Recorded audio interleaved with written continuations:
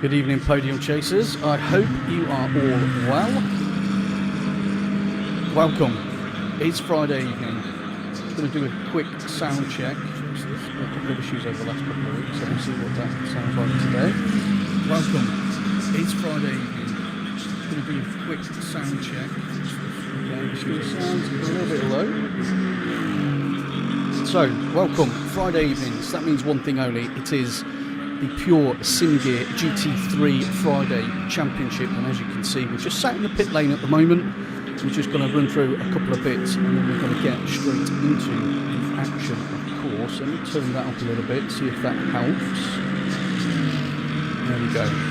Right, so anybody currently watching on YouTube, please do me a favour, guys, and let me know. Georgie Priest is in. Fresh Brizzle's in the live chat already. He's a huge guy. And Chris Vining's in as well. Hello, Chris. Hope you're well, mate. Yeah, I mean, there's some of the dedication from these chaps and ladies, of course, within FRL.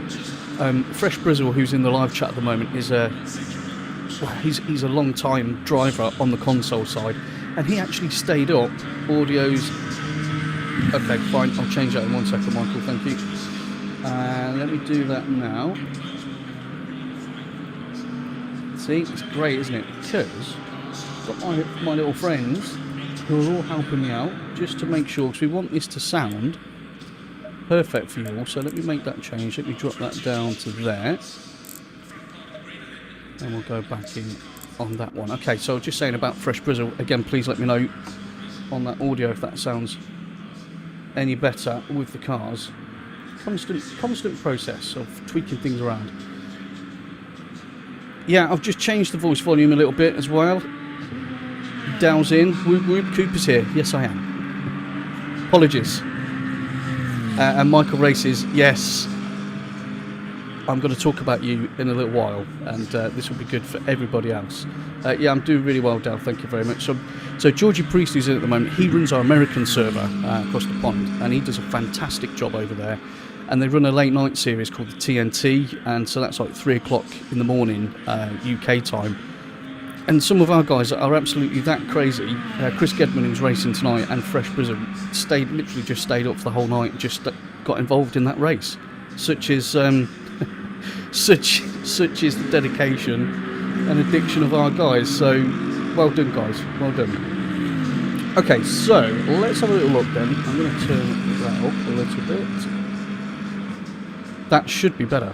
I'm hoping that's better, guys. So here we are at Suzuka for round 5. Let's jump on. Who should we jump on board with? Let's have a jump on board. Let's have a look at Ellie Poe in the number 70 BMW there.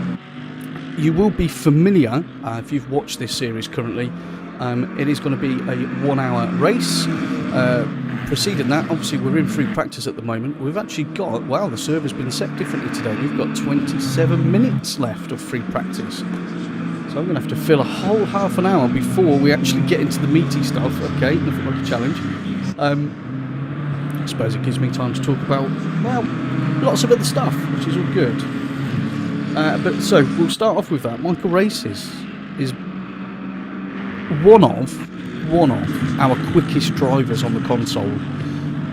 He's won multiple championships. He's always up there scrapping at the top. But oops, he did show me some pictures the other day of some PC equipment that he's been ordering behind Traction Dave, or to you PC guys, this will be Dave Newham, who's not with us tonight because he's decided to go on holiday. I mean, whatever. So Dave, yeah, obviously those two are very good friends, and he's done this while Dave's on holiday. So can you imagine Dave's absolute joy when he gets back to see Michael lining up on the PC next to him? I doubt that very much. And Dale's off to the stewarding office. Okay, Dale, best of luck this evening, mate. If you need anything from me, just give me a shout. Just give me a shout, that's all good. Is the sound better, chaps? Do I need to tweak anything else? Just give me one more heads up on that then, please. But yeah, so Michael's going eventually to obviously get stuck in on the PC side, and I'm going to be very, very intrigued to see what he can actually do, because Michael is extremely quick. So everybody out there, beware. I will be on the podcast, I promise you, on Wednesday. I promise. It's been half term this week, mate, and the kids have been, I'll say entertaining because we're live on air. That's the best way to put it. So I will be on the podcast, I promise, on Wednesday evening. Okay, there you go, live on air, promised. Okay, so 6 of you watching at the moment, good evening, welcome. We're in free practice here at Suzuka, watching Ellie at the moment in the BMW, just putting some practice laps. We've got a time of 2 minutes, .220, which is currently the quickest time in free practice. Have a look. Oh, Lely's in as well. Hello, Lely. Oh, we're getting a right little good crowd in this evening. This is fantastic. You know what to do, and you have done it already, so I thank you very much. Press that like button. Because you don't know the amount of earache I get from my better half for doing Fridays, seriously. So Ellie's actually done a quicker lap, a 2 minutes 1:25. That was an invalid lap, unfortunately. But in terms of fastest sectors, Ellie's got the quickest sector 2 at the moment with a 53.377. Chris Vining currently holds quickest sector in the first one with a 40 flat, which is pretty interesting. And then Ellie, who's got the quickest third sector so far? That would be Ellie again with a 26.552. So we can keep our eyes on all those little bits. Right, let's just change that. Let's change it to there, shall we? Right, let's have a look at some of our driver stats. We want to make sure that everybody is completely up to date with where we're at. Now again, if you're new to watching this series, I know there's plenty of other things you could be doing on a Friday night, probably shouldn't be, but yeah, Formula Racing League, if you're not aware, we are now the biggest followed group on SimGrid, which is a fantastic achievement, and a big shout out goes to everybody behind the scenes within FRL, especially me, not especially me, everybody behind the scenes, Dal for doing all the stewarding, James for jumping on doing stewarding and comms and all those, all those great bits, and all the admins, and to you lot for getting involved. If it wasn't for everybody coming and getting involved in all these events that Keddy puts on, then we wouldn't have such a great setup. So a bit of a bump draft going on there. It's always nice to see as we're going into Degner 1. Obviously we will do a full lap guide when we get into qualifying, we always do that. Let's have a look on there. Oh, Lely's not happy that Michael might be going over to the dark side. Well, you should be, you might win more championships. Obviously I'm joking there. Right, so we look at that beautiful livery there on the 41. Look at that FRL livery, very, very nice. And that is courtesy of Keddy and his contacts, that's how we'll put that, whilst he's on autopilot flying a plane. Yeah, so in terms of stats, we do have pros and we have AM class, which is always pretty cool actually. So after last week, the pro driver standings are currently Chris Vining is top in his Aston on 129 points, and then Velazzi, if you remember so far this season, Velazzi's been always near the top. Had a 6th place finish last week, unfortunately, so he's second in the Bentley on 123. Then we've got Nachira, who's currently third in the Audi on 100 points. That's a 29-point deficit to Chris. He had a 5th place finish last week. Dipolito is 4th in the Porsche, joint on 4th on the 3rd on the Porsche with 100 points. And then Zucchetti, and I'm looking forward to these two resuming their battle this evening, if they're both driving in the Bentley, is 5th on 95 points. Alfie Barron in the McLaren on 82 points in 6th place. Obviously he's done 2 races with us and 2 victories, so he probably needs to improve his driving. Kerekes is 7th in the Bentley on 78 points, and then we've got Amir, who is in 8th in his Ferrari on 76 points. Chris Carr is 9th in the McLaren on 69 points. If you remember, Chris Carr was in the AM class, but such his pace from that last week and the week before, he got moved up to the pros. So he's currently 9th, so doing really well there, and I'm expecting a good run from him as well this evening. Lee Muller is 10th in the BMW on 64 points, and we've got Gardby is 11th, also in the BMW on 58 points. Marco Keddy is 12th on 57 points in the Porsche, and then Dave Newham is in 13th on 56 points. I know he's not going to be happy. I caught some of his stream last week,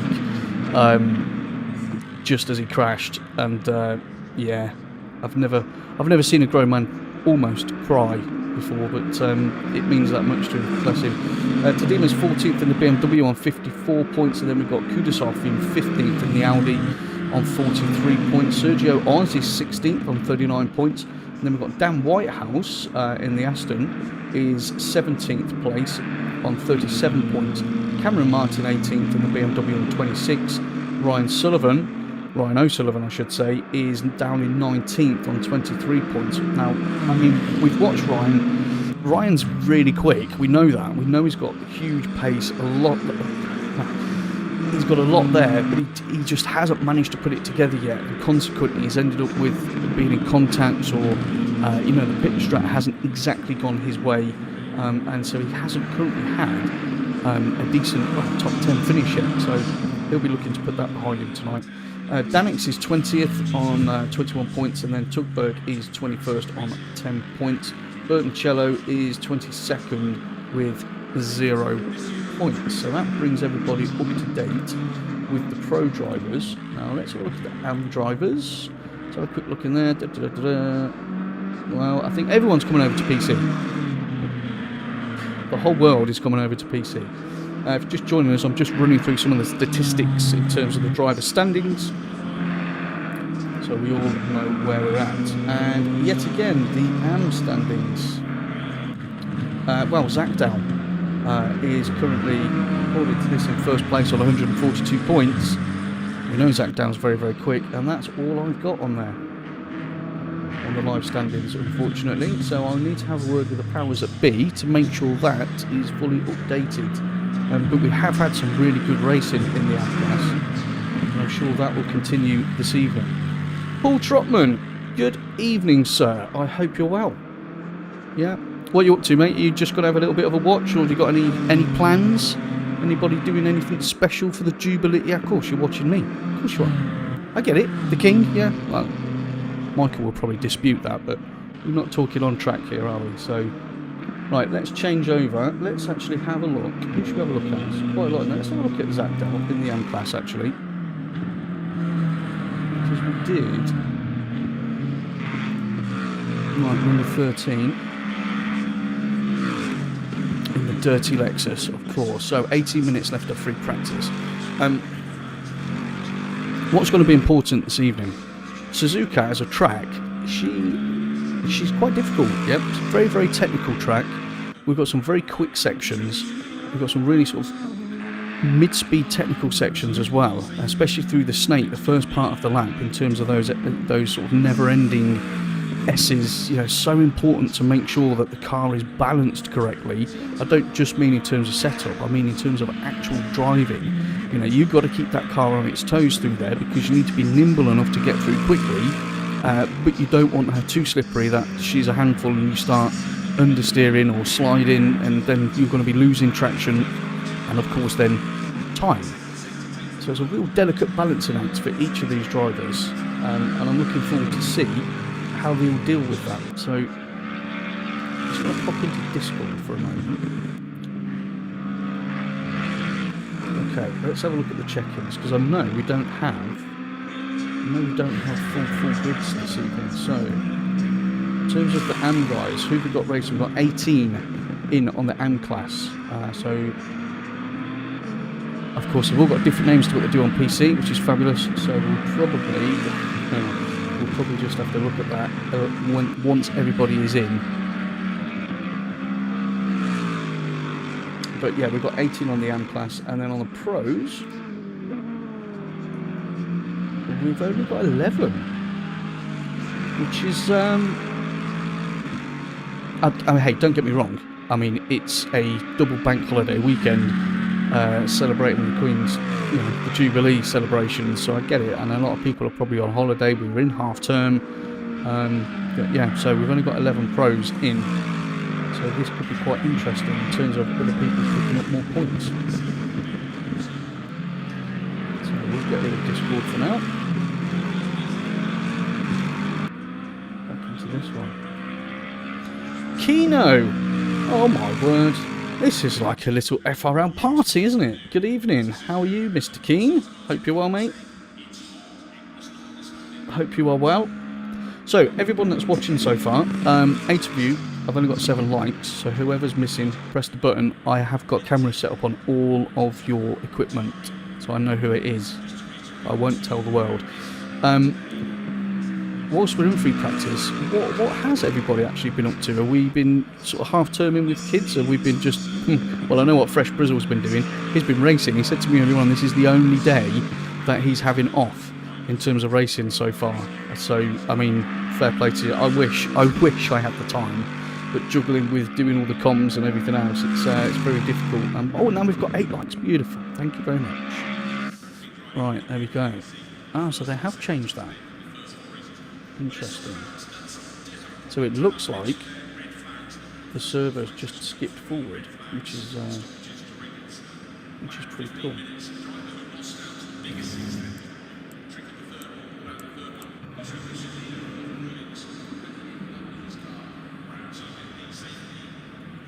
Okay, so let's come over here. Let's go on broadcast. Right, okay, so we can see on the AMs we've got Pryor's in, Williams. Oh, Mr. James Williams is racing tonight. Fantastic. Blanchett on the AM class, Camara, Kiel, Delatour, Columbaro, Petrovic, Bendishoff, Gedman, Van Ries, Kuhn, Zakdal, and Guaglio. And there's the guys that we've got on there at the moment. So Ian Thompson is out and about. So qualifying session, it's a 20-minute session. These are obviously, it's obviously split between the pros and the AMs, and look at that livery. Oh, that is a thing of beauty in the 55 McLaren. Ian, that's awesome as he throws it off track because he's live. That is a beautiful livery there. So the AMs are out first of all, and then they've got 10 minutes, and then the pros will come out to complete their 10-minute qualifying session. That will evidently set the grid. And then we'll have a full formation lap followed by a 60-minute race. Everybody has to do a 1 mandatory stop. As you can see at the moment, everyone's got green next to their number. That looks very, very nice. But that will be gold 1, which will show they have 1 stop left to complete.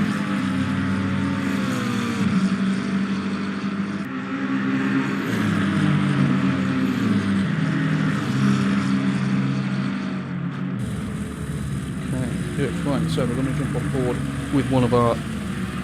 wanted to give Traction some support. He's on holiday though.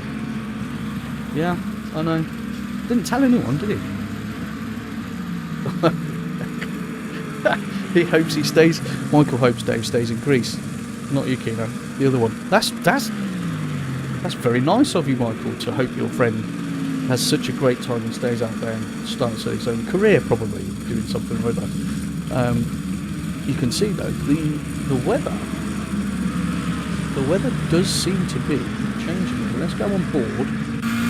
Yeah, it's getting pretty dark. So obviously you're all watching now. Obviously the onboard engine is going to be a little bit louder, but if that's too loud, let me know and I can make a change before we get into something really, really important. So we're on board with Thompson at the moment, aka Chica. Go through Snake, so we'll do a full lap guide shortly. But again, it's just, you know, you've got to look at this track. The weather conditions will make a big difference here because of the nature of the track. This first part is very, very technical. Yeah, it's not massively fast, but the setup has to be perfect around here. And then now as we squeeze out through Dunlop on our way down towards the 2 Degnas, this is where now we need to utilise the aero part of the setup and the traction side of it, because we need to be flying through this bit down towards Hairpin, and then we've got the extremely quick back section of the track. So into Hairpin, get that tucked in nicely.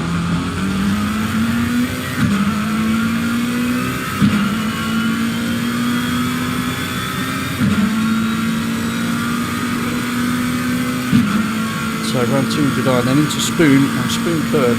And we'll discuss this more as we delve further into qualifying. See a big moment of understeer there for Thompson, and then we get a little bit of oversteer as well. So obviously the McLaren is very finely balanced, but we all know the McLaren is a very heavily aero-dependent car. I always give this little plug. If any of you are always stuck for choice in terms of which car, look on my channel. There's a little series on there, bite-sized reviews of each car within ACC on the GT3 side. Obviously, I came up with a fantastic name, and it's called COMMS Cars. Yeah, no, thank you. That was mine. You're welcome. You're all very welcome. So, crosses the line. What kind of time is Thompson going to put on the board?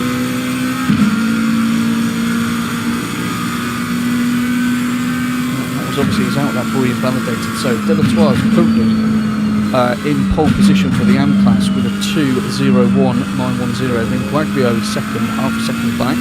Blanchett is a further sort of 500ths back on that one in third. Vendershoff is fourth.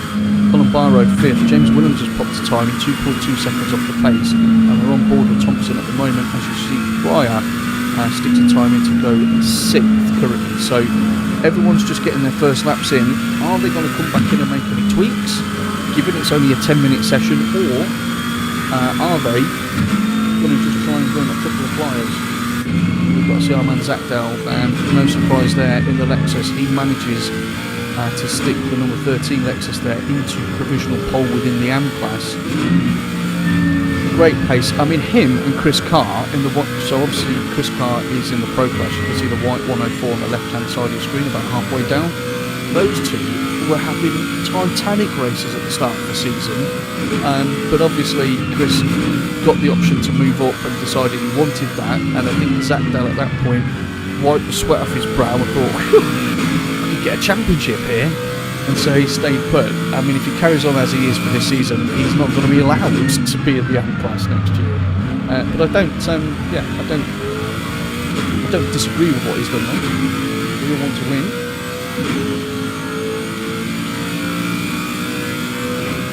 Yeah, just looking on the timing screens, Zach Bell currently got quickest sector 2, quickest sector 3. Delatour, interestingly, actually no Camara's got quickest sector 1. He just put in a 2.022 and then 7 to go provisional third. As we come down the back stretch up towards 130R. What a corner this is. Tight, just a short lift, planked. Wait a while there. Up towards Casio Triangle, hard on the brakes with a trail that into first. Squeeze on the throttle now, and then go into the last curve. Let's see if Zach Dow can improve. Vendershoff elevates himself up to third place. So we're now in the 2.01.335. Zach Dow just did a 2.01.282, but that was an invalid one, so that is unfortunate. So he did improve slightly there. Delatour coming in second place, only 2/10 behind now. Well, only 2/10 behind, so that could turn quite interesting. I do think, ladies and gents, given what the weather is doing at the moment, I think we're going to have a beautiful dusk race into night time. Which, I mean, the guys at FRL, we do love to spice it up a little bit. We do like to make it entertaining for everyone that takes part. And I'm sure this track, well, you know, I'll just be looking at the fairground rides really, because they look really pretty, I suppose. Right, can Delatour, does he have what it takes? That looked quicker through there than Zach Dell. Certainly didn't have to wait as much. Got someone in front of him at the moment.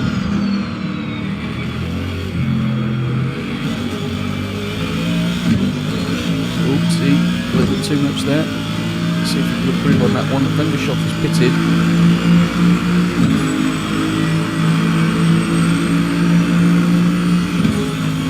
He doesn't improve there. That's unfortunate. Okay, so we've got 1 minute 30 left of this AM qualifying session. I'm sure all of the pros will be thinking shortly about coming and lining up at the edge of the pit lane. You can do that. You don't have to stay in your pit box until you get a green light for the pros. Oopsie daisy. Someone's had a bit of it off there. That's Camara. Was it? So Camara's had a little off there. You got the 113. The blue zebra, as I like to call it, which is Chris Violin, of course. So Camara is in the pits at the moment. Wow, look at that. Raglio's got himself up to 3rd place in the Audi as he's just coming through anti-bank curve. Well, you can see the first wheel starting to light up. We're going to look at the night race, ladies and gents. Evening, just have a look at the live chat. Did you see the 1.8 update has arrived? Yes. I did, Kino, I did, and I did post quite a few messages out on social media actually, just to say thank you to them for giving us an update, but please, I mean, I think there's a patch due out quite soon on console, not the full 1.8 update, and I'm just praying that in that patch they fix the spectator mode, because we don't, with all due respect. And I know you guys love it, and I love bringing all the action to you guys, but I really don't want to be sat in the car for the next X amount of months. And what if they don't fix it? That will be nearly a year I would be sat in car. Still, we're used to it. We're used to it. But yes, thank you for bringing that to my attention. And if anyone else didn't know about that, go check it out. There was some updates. That the 1.8 update from PCs coming across onto the PS5 sort of end of summer into September. So right, leaderboard, let's have a quick look. So Zachdal is still quickest, Delatois is 2nd, Raglio is 3rd, Vendishoff 4th, Camara is 5th place, Neil is 6th, Pryor is currently 7th, and obviously the pros will be out on track at the moment because qualifying is finishing. Blanchett 8th, Colin Barrow 9th, James Williams is in 10th place, Petrovic 11th, and then we've got Gedman 12th, Thompson 13th, hasn't set at the time, Nor's Van Ries, and Nor has Kuhn. So we need to go and find ourselves. Gedman, we need to go and find ourselves some pros. And well, Chris Finding, I mean, he is leading the championship, so it'd probably be rude not to have a look at him. As you can see, everybody is all filing around together. You don't want to get too close, boys and girls, because obviously, you know, you need some space. You don't need anybody in front of you having a bit of an accident and causing you issues. Right. Let's get on board then. So we'll do a lap guide with Chris. Through 130R Casio Triangle. Look at that beautiful sunset. It's one of, you know, you can't, this game is stunning. It is stunning. Yeah, visually we know it's good. Audio wise it's absolutely, you can't beat it, but you see little effects like that and you think, wow, I wish I was actually out there driving. Anyway, so Chris starts his first flyer, so into first corner. We're going to go deep in there, down a gear. We're going to drop it another gear now, down to 2nd in the Aston, slow squeeze on the throttle into Snake. Remember what I was saying earlier about how it's really important to have this car balanced, not just in terms of the setup, but your driving inputs at the moment. You've got to be really, really balanced into anti-bank curve. It's nice and tight through here. It's not all about trying to blast it between these corners. It's about keeping a nice flow of momentum. We've Dunlop. Now we can start opening up the taps. Now we're going to have a little short run down towards Degner 1 and Degner 2. So we're looking for the board on the left hand side. As soon as we're at 50 board, we're down here, we're turning her in, we're going to use the curve on the left hand side, on the brakes again, down one, put that curve there and then squeeze on that throttle. Obviously you saw him handling slight amount of oversteer there. Took it to the right hand side into hairpin, hard on the brakes, we're going to trail into first gear. You can go either tight through there or you can go wider. There's not one set line through there. Whichever one is better for your car setup to get the throttle on earlier is obviously the optimal way to do that. So now we go this long 200R right hander up towards Spoon Curve. So on the right hand side where the green starts there, we're going to go down a couple of gears. We've just got to coast a little bit. We'll probably drop it another gear. It's really technical. You really want to get on the power early there, but you can't. You've got to be patient. So down back stretch, under the Panasonic bridge, under the Dunlop bridge, and then up towards 130R. Let's see how brave Chris is. So we're looking for a slight lift. That was a slight lift, nicely done. Up towards Casio Triangle, so just under the bridge on the brakes, hard on the brakes, into first, turn her in, eat as much curb as you can, not too much to unsettle the car though, and then squeeze the throttle on. It's a nice wide corner this, so it's very tempting to plant the throttle, but you will end up with a load of oversteer as we come up to set our first flyer. What do? We go P1 with a 2-minute flat, so 2:2:27. I'm sure he actually did that qualifying in free practice. I'm pretty sure he did. Right, so let's see. So Gardby goes third place. Done exactly the same. Look at that. Look at the board there, top left. He's done exactly the same time as Zach Dell. Remember, Zach Dell's in the AM class, and Gardby's done put the 0.838 off. I love seeing that. It's amazing on the field. So let's have a look at our next individual, Chris Carr. Chris Carr, remember, we've been talking about him a little bit. Just come up from the AM class. Let's see what he can do. He has put a lap in, 1.3 off the pace in that rather slippery McLaren again. So you've got to think about the weather conditions this evening. They are going to play a big difference. Yeah. You know, as the sun's going down the track, it's going to cool.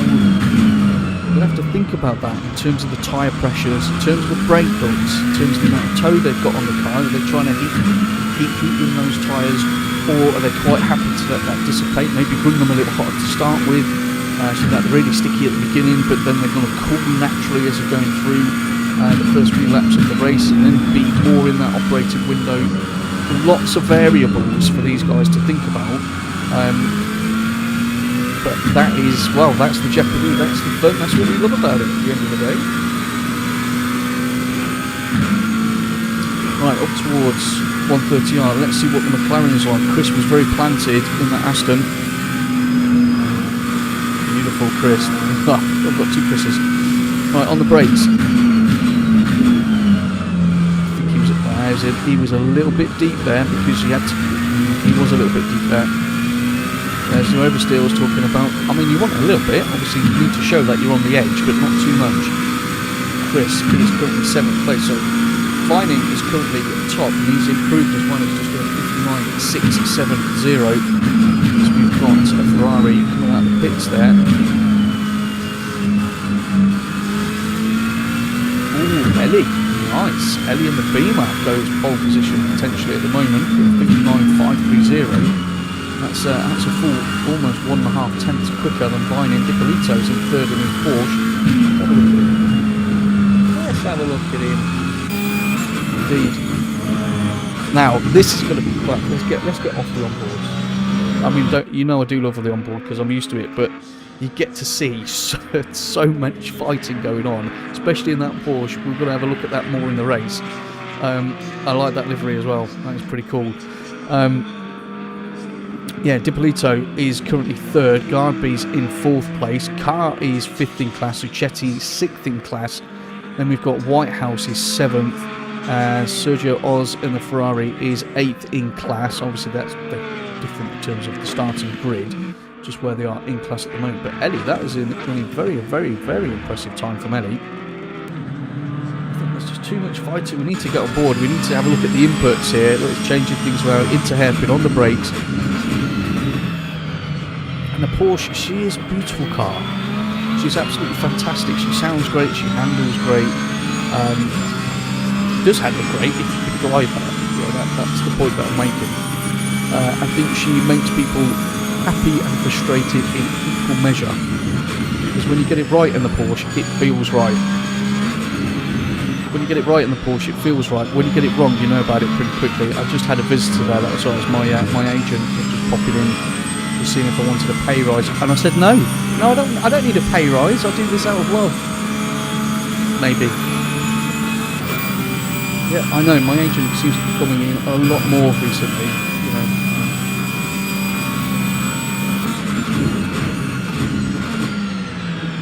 She seems quite well behaved, I've got to say. That Porsche's not being too leery. Let's see what this time. Let's see if it can improve. Ellie improves again with 59.417. 2.5 tenths quicker than Vining. Dippolito's about to cross the line. Does improve, but still in provisional 3rd place. We've got 1 minute 20 left of this qualifying session. Remember, this is the pro class. The AM's have already done theirs. Right. Let's have a look at Ellie. Let's see what Ellie's all about at the moment, because as we know, Ellie Poe... Oh dear.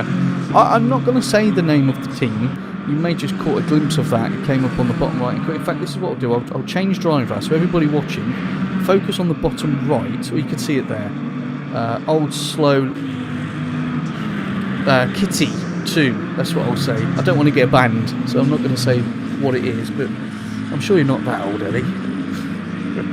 In the number 70 BMW, and if she is, she's certainly shown. So Dipolito is currently shown as a yellow and has now gone back into the pits, and Ellie takes quite a lot, wow, a little bit too extra there through 200R on the way down into Spoons. Obviously it's not Spoons, it's Spoon Curve, but creative license. I'd like to make things up. Oh, big snap of oversteer there as well from Ellie, pushing very, very hard.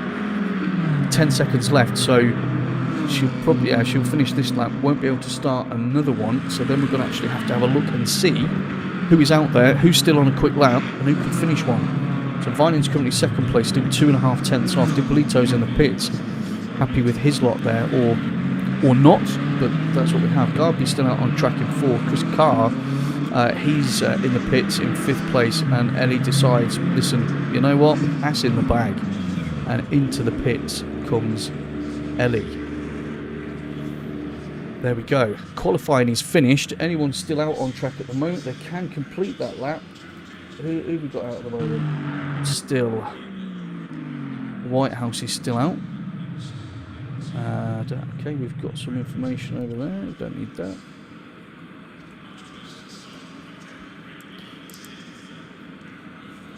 Okay, there we go, ladies and gentlemen. There's your grid for this evening. Optimal track 16-16. Interesting. So Ellie takes pole position. Congratulations. Vining is in second place.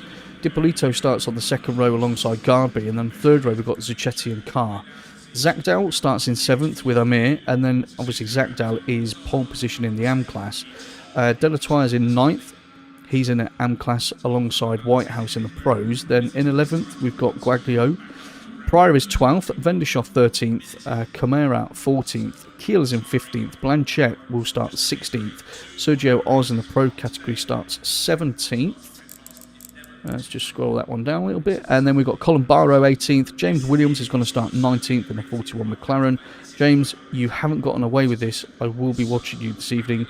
Petrovic is in 20th, Gedman 21st in his Bentley, Kuhn is 22nd, Ian Thompson with that beautiful livery. We've got a 5-second penalty there. Interesting. I noticed at the end you were still on track. By now you should know that's against the rules. And that's Hangman Dal at his finest. Van Ries is 24th and Vapinar is 25th. So there is your grid for this evening. Remember, we've got a 1-hour race. You can see now we don't have any green boxes next to all the numbers. We have that sort of gold 1, which indicates they've all got their mandatory stop to do. Once completed, of course, that will go green. So I think this is going to be quite an interesting race this evening. Hold on a minute, I'm going to do a break. No, I'm not. It's not Twitch, is it? But if you are watching the FRL Twitch channel, because I stream to both, you might be watching some kind of advert now. Enjoy that one. But yeah, it's all good.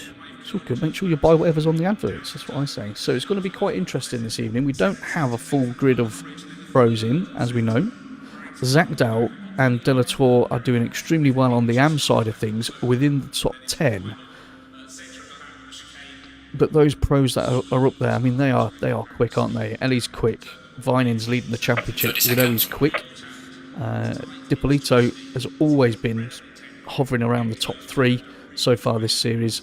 And, well, he's usually with Zucchetti, so Gardby's actually in the way. So, get out of the way. And Mr. Carr is doing extremely well. So, 10 seconds. Let's get ready. Let's go forward.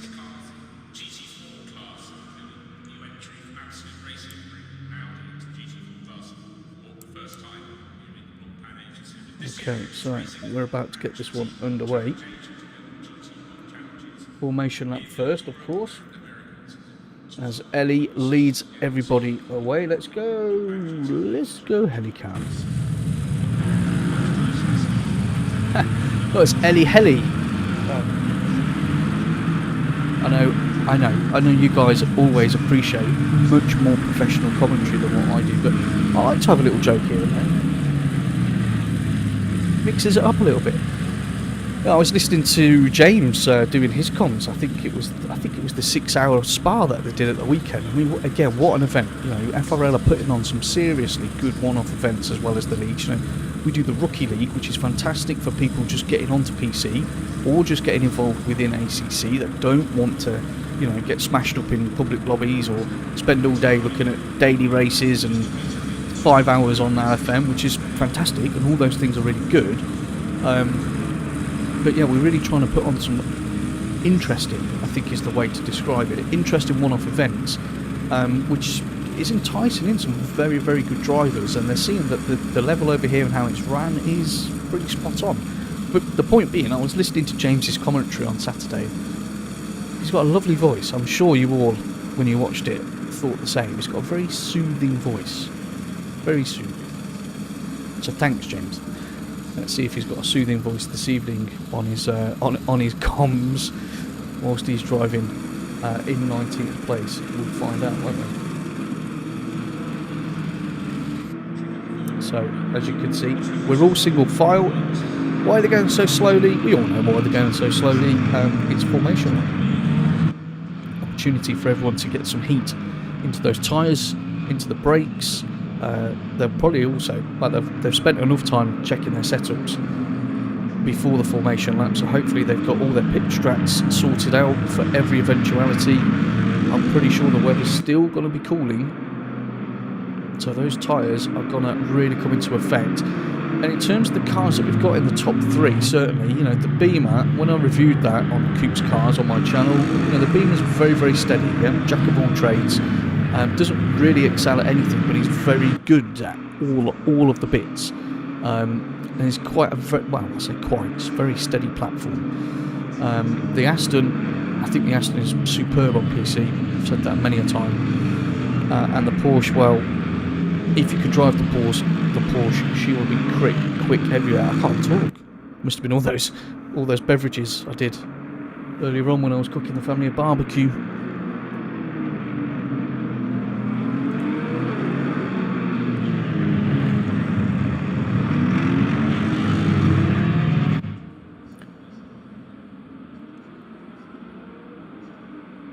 Okay, so Ellie's back in the pack-up now, as you can see. They're all now just going to start forming up 2 by 2 as we come through.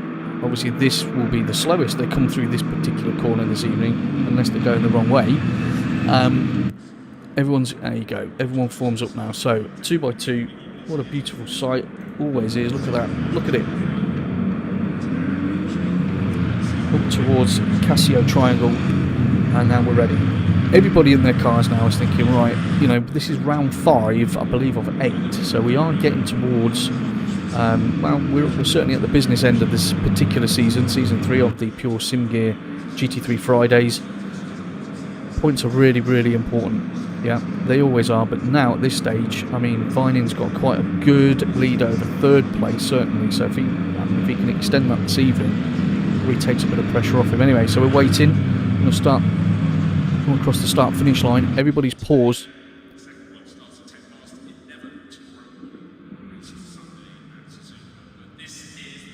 Where's that green light? We're going to punch it now. Go. And they're off. 60 minutes underway. Round Suzuka. Okay, so we're coming up towards T1. They're all going to bunch up here. Let's hope for a clean through there. It certainly looks like it is at the moment. Ellie holds that first place. You can see Chris is putting on a little bit of pressure. He's gone wide as we're going through Snake. Again, just how you got that car position. Can't see any towards the back either, so it looks like, fingers crossed, everyone's got through there nice and safely. And Ellie's held the lead, which is obviously excellent for her. Vining's just looking to make sure he can position that Aston in exactly the right place. Doesn't want to be getting too aggressive with them, well, none of them want to be getting too aggressive with the throttle, certainly at this stage, in terms of where the tyres are pressure-wise and those fuel loads as they go into Degner 2 for the first time. So let's get on board with Chris as Chris chases down Ellie into the hairpin for the first time.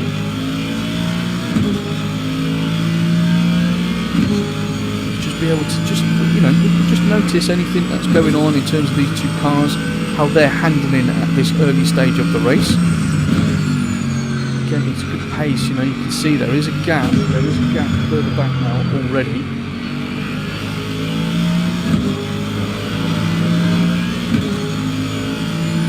Okay, down the back stretch up towards 130R for the first time. You can see Chris has gained on Ellie there slightly, obviously he's in the slipstream.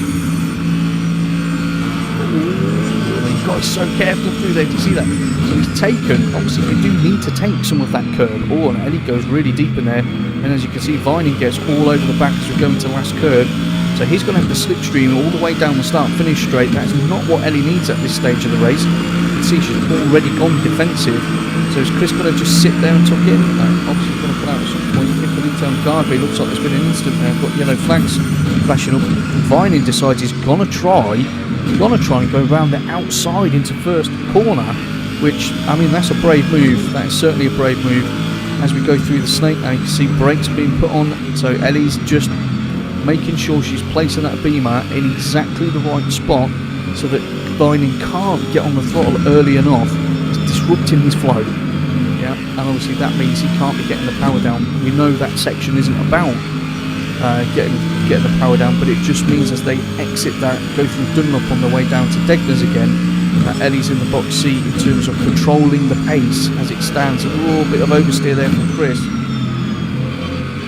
So these two, look at them, nose to tail. There is nothing between them. It's 3 tenths. And then behind we've got Dippolito, Garby, Zucchetti and Khan. Zach Dowell's up to 7th place in the AM class. He's currently leading that class. Ellie, well, I was going to say Ellie looked like she went a little bit wide there, but that's okay. Everyone's filing through. There was definitely a lock up there by Zach Dowell in the Lexus. Through 200R on the run down towards, oh no, sorry, Spoon Curve. I do apologise. These two are absolutely nose to tail. So let's do a quick run through. We've got a couple of laps now. Let's see who's gained and who's lost positions.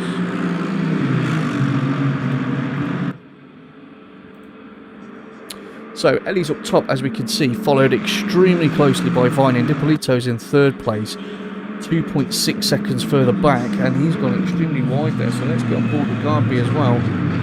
Garby in IDK, very, very close to the back of Dippolito there. Just behind them, looks like you've got Zucchetti, Carr, Zachdow. It's looking pretty tight in that pack behind the front two. We've got a cluster of 4 there.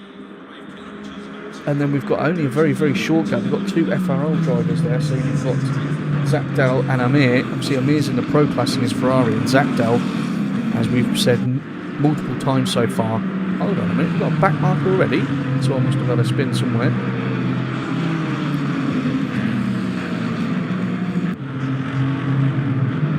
As they all come through Snake, look at it, what a beautiful sight. Shame the stands aren't more full, but hey.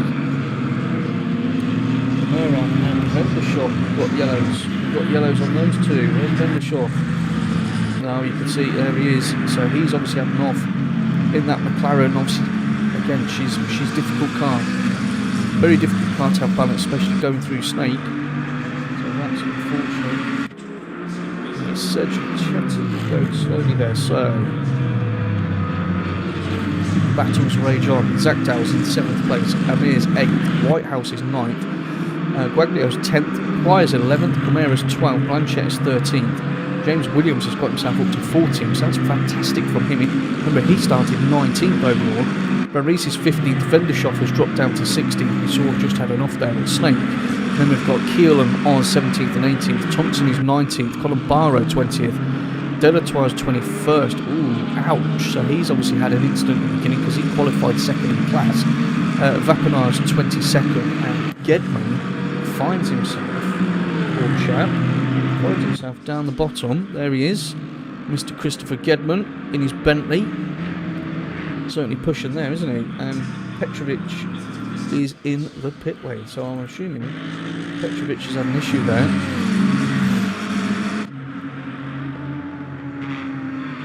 So we're having a quick look at James Williams at the moment. Oh dear, commentator's curse. So James was, you know, obviously we need to use all the track, no doubt about that, as we was coming up to 130R. Just literally had the car just a little bit too far across. And that was unlucky, James, unlucky. So the car was a little bit too far to the right.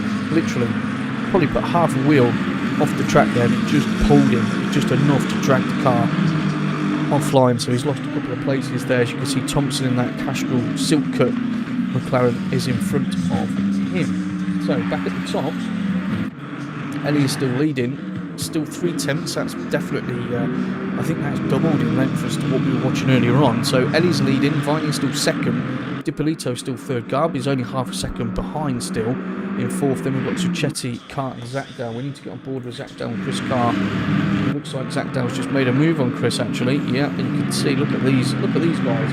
They are at it. Let's get on board with them here. So we can see what it looks like. He's got Zachdale and Carr in front of him. Remember, those two were just at it every single week, and they have been. It doesn't matter now that there's different class, they're still absolutely together.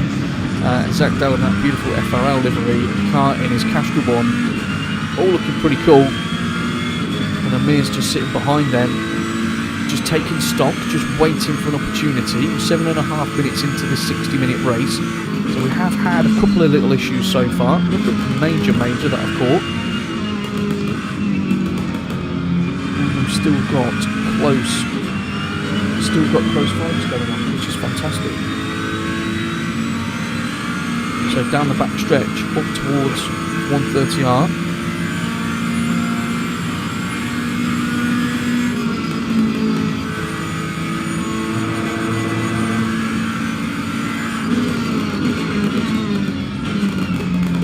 So it does look, I mean, well, to the untrained eye, it looks like everything's, you know, very, very similar. You know, gaps are all quite similar, aren't they? But Zachdale and Carr, they are definitely pulling away from Amir at the moment. We know Amir is absolutely rapid, so I'm sure he's going to want to pull that back as we go into the first corner. Again, the Ferrari as a car, she's very sketchy. You know, when she's set up right, she's beautiful. But getting that set up, you can hear the tyres there. You can see those two, they are pulling away slightly. The 10th there, 10th there, it's going to make a difference.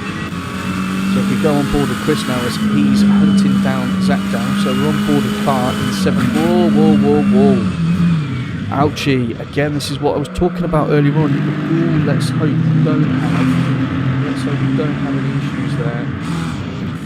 So he gets that one turned around. Ooh, that was close. That was very, very close. So you can see we've got a couple behind him at the moment, but that shouldn't affect him. Oh, it has. Oh, okay. Chris's car. Sorry. I'm really sorry. I didn't mean that. You can see Chris's car isn't having the best of times at the moment.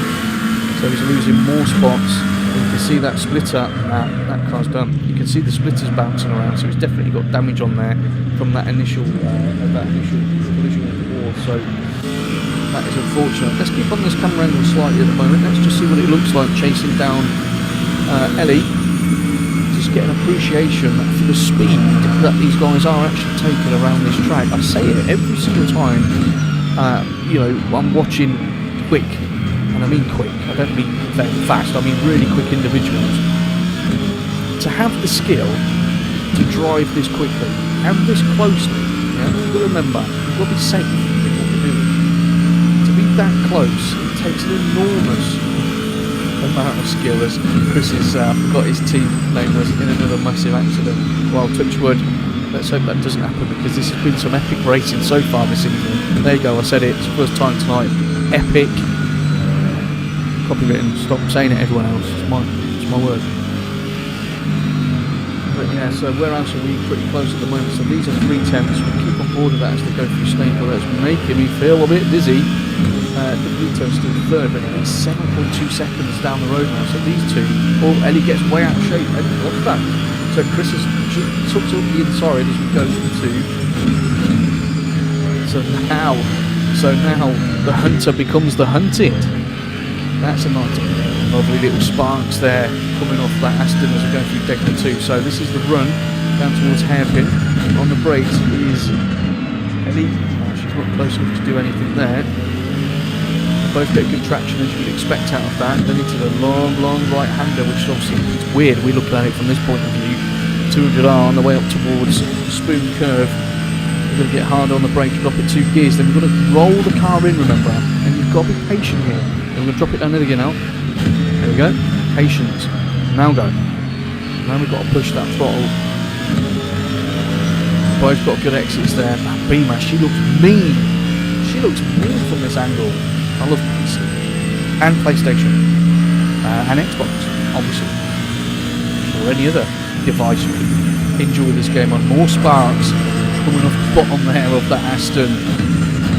What a fantastic view this is. We will change in a moment, but I'm just enjoying this lap as they go through Casio Triangle up towards last curve. Bynum has managed to put himself into the lead. I'll please him. No end, so he's now got himself almost, well, half a second there over Ellie. So that's good racing from those two. We'll keep an eye on that, but let's move back a little bit. So Gardby, as you can see, these 4, they're still in their little train. So we've got Dipolito. Gardby's got to go for a move up the inside into first turn. I don't know if, well, I mean, was that move on? I'm not too sure about that. So Zucchetti fancies a piece of this one as well as we go into Snake. Certainly, Gardby was definitely letting Dipolito know that, look, I'm here, yeah, I'm not going anywhere. And even that was a full attempt at a pass, which was quite dangerous, I think, because Dipolito definitely had to go late and wide to avoid any contact there. If he turned it at his normal point, it definitely would have been a love tap. Oh, big handful of oversteer there for Zucchetti and the Bentley as we're up towards the Degners. Through one, look, they're all taking more and more. We've got sparks flying everywhere. Got to love it. Got to love it. We run down towards Hairpin.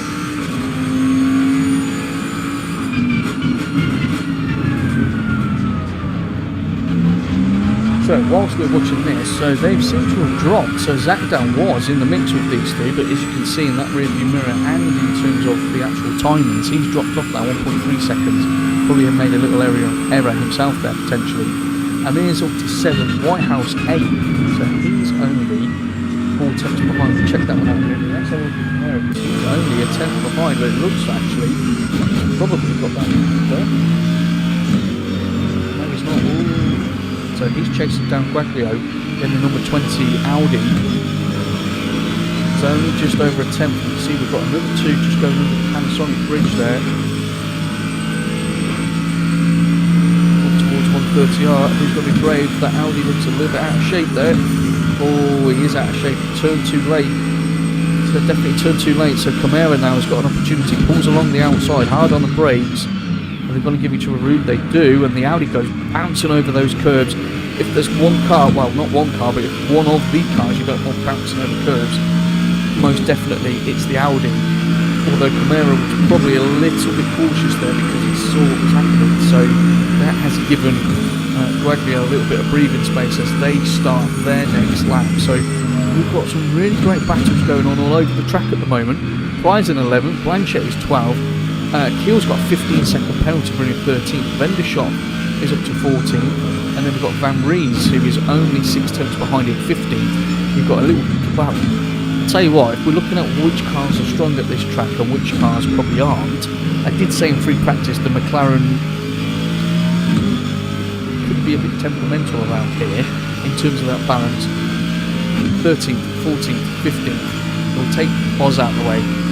16th. Down to 18th. There's a big clutch of McLaren's there. Going through the Degners again. So, who is just in front? So, Amir's putting some pressure on Whitehouse. Let's check these wheels out.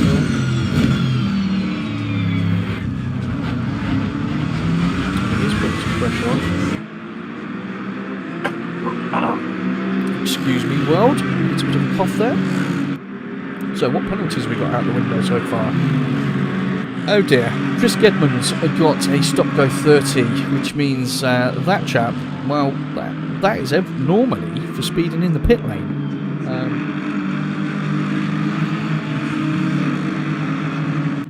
He's pits. So, not sure what's happened to Mr. Gedman there as he comes into the pit lane now to serve that penalty. So, that's not going to do his race any good. Columbaro's got a 15-second penalty. He's currently in 20th place. Where's Delatour? So, he's pretty close. There we go. Let's have a look at Delatour and his battle with our Chica. As they come down the back stretch, that looks like there's a move about to happen. Do we have a move? Are we going to have a move? He pulls out, so he's definitely letting her there. That's bravery there. Oh, Thompson didn't have a choice there. He obviously had to take his race in line. He was committed, and Delatour was literally. I mean, that was playing chicken for sure. Well done to both of them for not having a coming together there. But Delatour definitely has some pace in that Aston. You can see he's all over the back of that McLaren. And just in front of them, we have got James Williams in his McLaren. So again, we're talking about these McLarens. And that was a very nice move. Very, very nice move there. Oh dear. Was that a touch? I literally just looked away for a moment. I think that was maybe just a bit of oversteer. I was going to say, what a great move into first corner there, but it didn't quite work.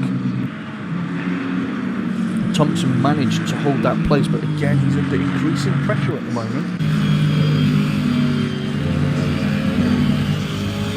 He's got that move done now. He's got it done now? He has got that move done now. So, the McLaren succumbs to the Aston yet again.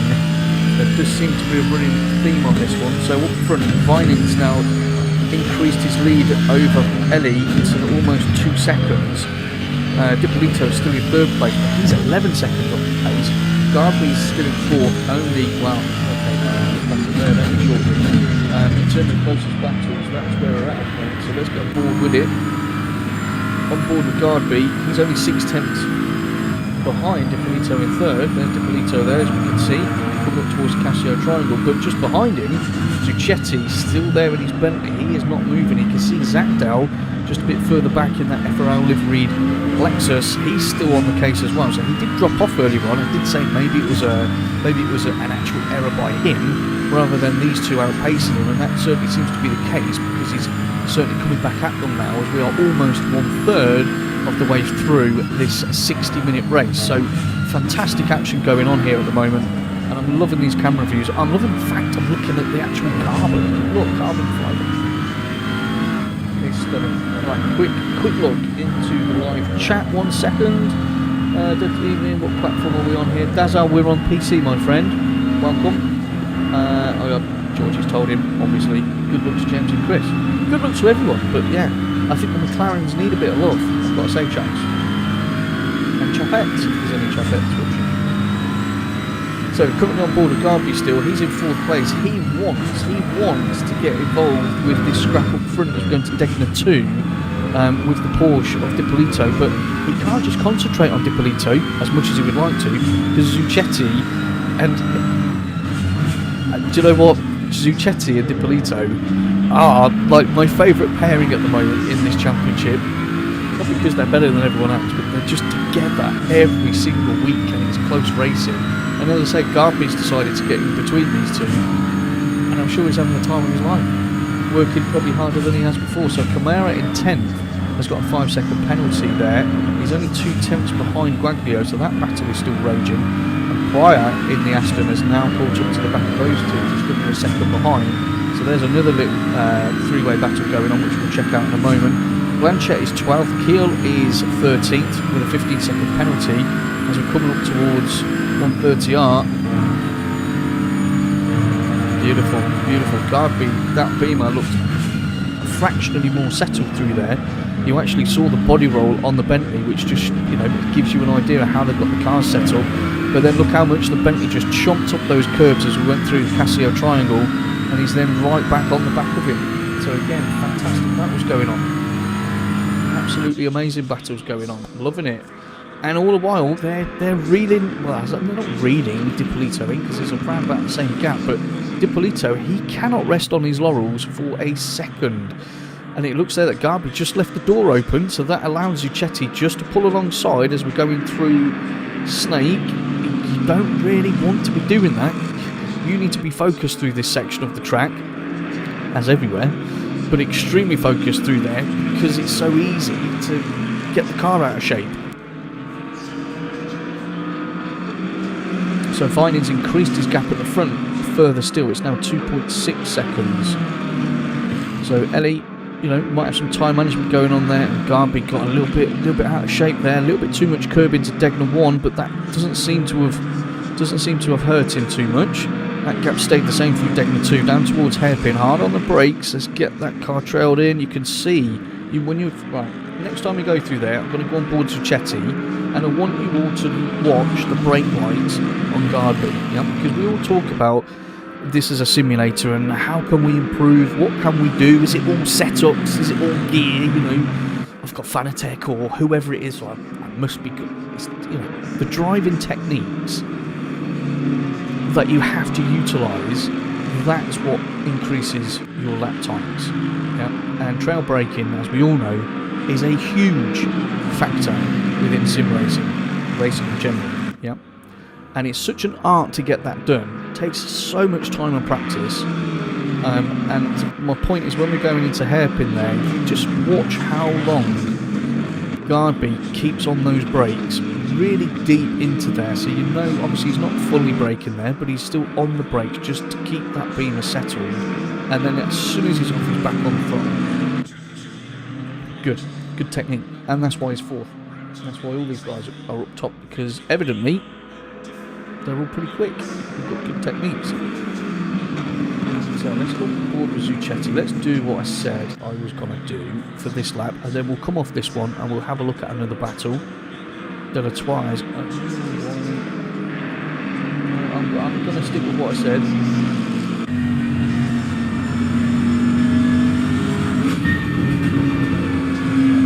Dash instead. Right, so let's watch the back, down with the brakes there, just to keep himself in line. Let's watch the back of Garby's car, if we actually get there and he's in front, because Suchetti is, wow, he's looking pretty racy in towards Degner 1. Obviously you can't, oh, and you saw that there, Garby was, wow, I mean, he really threw that beam in there. Definitely some counter steering going on there. Right, let's watch the brakes on the beamer in front, see how long he holds those brakes on for. So brake, holding those brakes on. How deep he is, and then he's back on the throttle there. Beautiful. Great to watch. Really, really great to watch. Anyone that's watching this, that's new into sim racing, or yeah, how do I get better? It is all in the technique. Yes, setups help, of course they do. But those basic techniques are what's going to really stand you in good stead. And everyone we're watching here, all these guys and girls, you know, spend many hours practicing the art that you can see on display. So, Vining's 3.7 now. That's a good lead for Chris up top. Ellie's still second. Dippolito, we can see right there. So he's been sucked into this battle, and this is either going to end in a pleasant way or it's going to end in a not so pleasant way, which we will soon find out. Into Cassia Triangle, hard on the brakes. They're all vying for position. Garby, wow, what a great pass by him. Positions the car nicely. Dippolito can't get the power down quick enough in that Porsche. Obviously she changes weight. The weight distribution is so sensitive in that Porsche. Suchetti now, in his big old boatley, is all over the back of Dippolito. I thought we were going to be 3 wide into Snake, into first corner then. We're not, and beautiful, keep it there. Suchetti and Dippolito, they rekindle.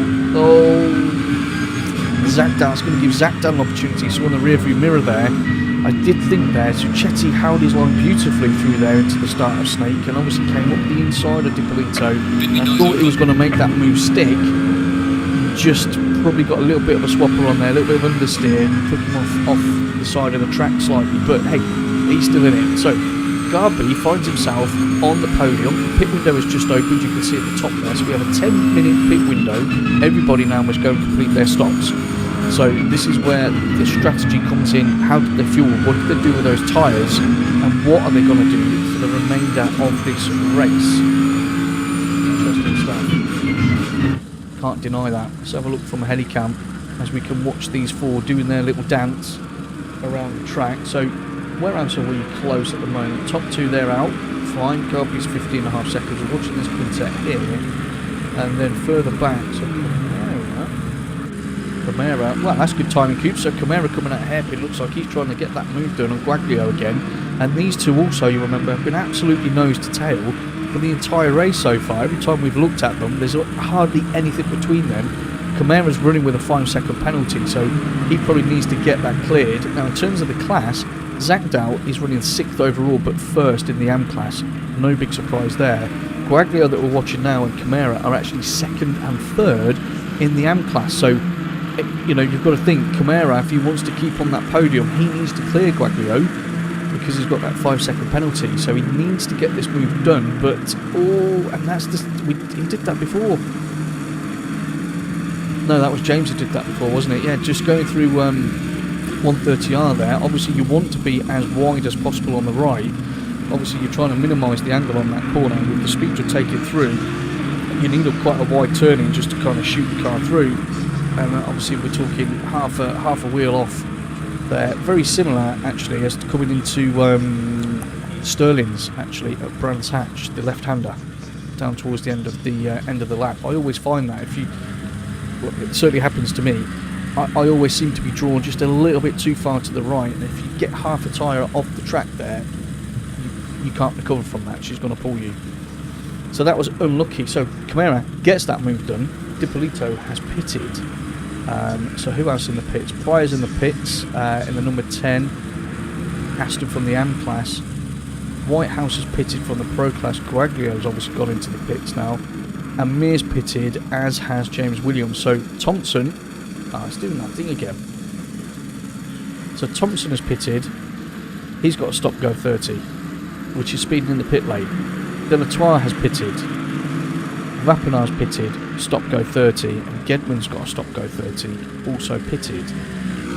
So unless everyone's being very, very, very impatient getting out of their pit box, and there was an issue with this a couple of weeks ago. Quite a lot of people were getting stop-goes.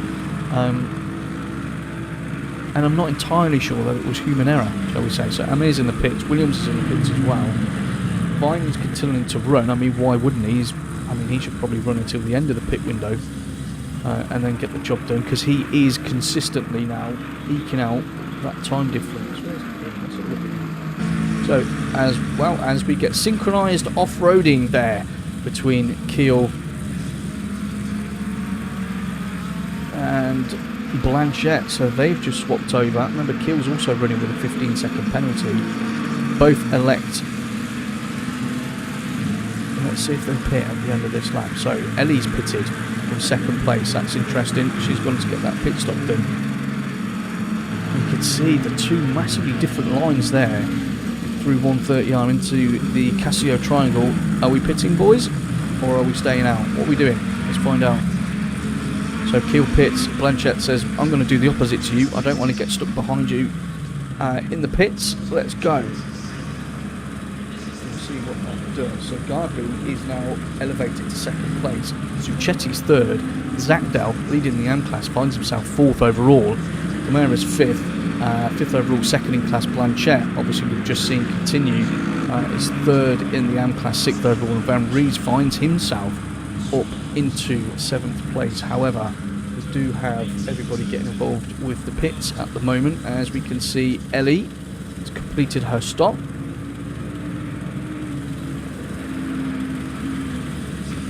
And is back out. So she's got to get a decent lap done here. And it might have been, I know that gap between Vining at the front and Ellie in 2nd place, that gap was increasing, as we know. Not massively each lap, but it was definitely increasing. Halfway through, keep it up. Yep, thank you very much, Mr. Spotter. We're halfway through the race, great.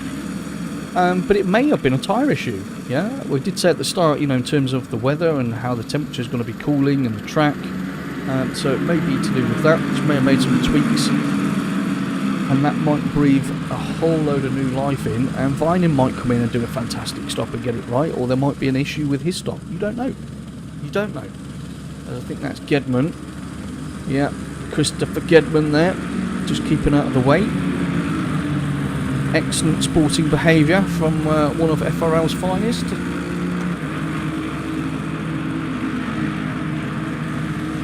Dazza says, Do you think FRL will ever implement the official SRO VIP ballast that SRO use in their E-Series, that every car can be competitive, making a much more diverse grid? It's a fantastic question, and I think anybody that's involved within FRL, or watches any of the streams, Monday, Tuesday, Wednesday, Thursday, Friday, Saturday's usually a day off, a less special event, and then Sunday, so we're pretty busy on that. I think we're always discussing new ideas, new ways of doing things to make it more competitive, more realistic. At the end of the day, we want to be at the top. Of course we do. We want the real sort of esports champions to get involved with FRL and enjoy it, and those details that you're saying there, Daz, they will obviously make a difference in time. So the answer to your question is, do you think we'll do it? I think we will. When are we going to do it? I have no idea. I can't be any more specific than that, otherwise James will shoot me, because that idea is not being implemented at the moment. But again, great comment, I thank you for that. And Dave Keane says, I bet you can't wait to be in this, Michael. I bet he can't. I bet he can't.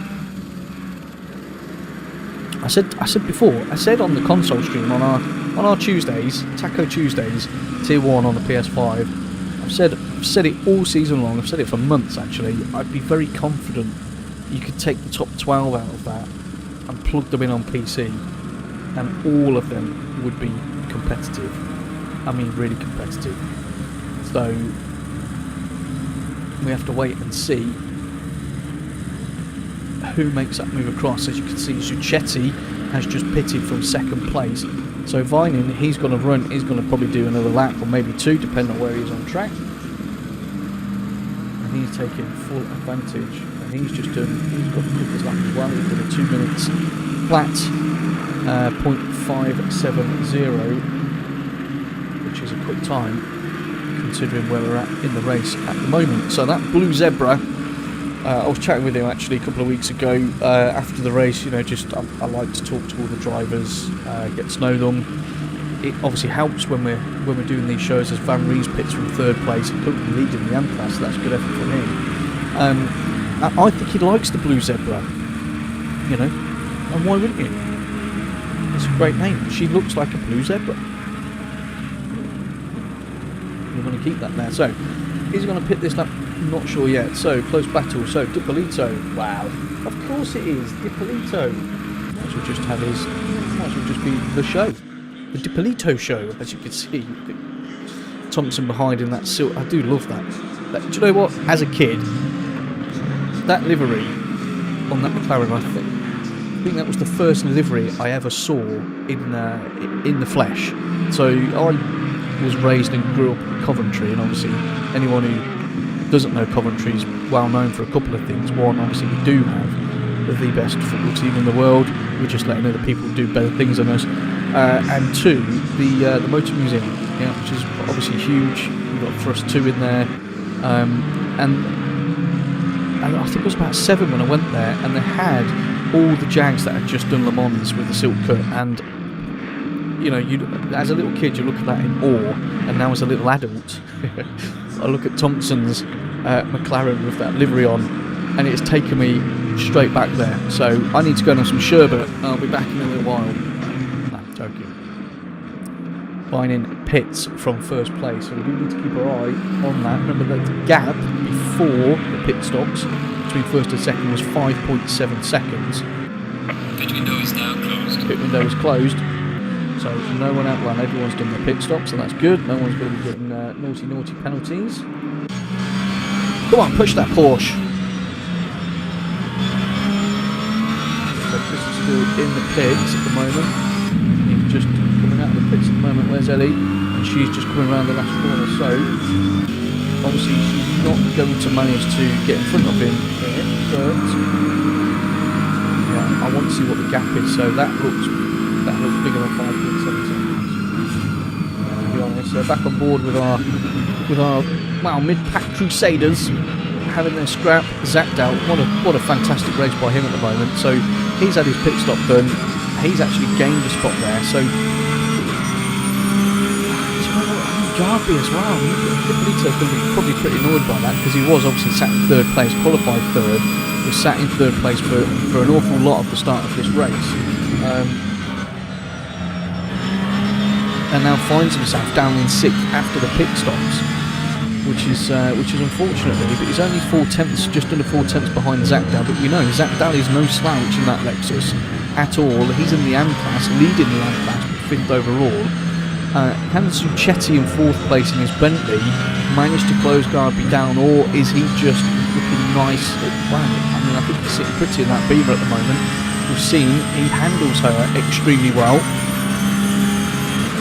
Hasn't had any major incidents there. Look how much curve Zakdal just took in that Lexus in front. Do that in a Ferrari, you're going to be facing the wrong way pretty quickly. In terms of other close battles, this is the closest one we have on track at the moment.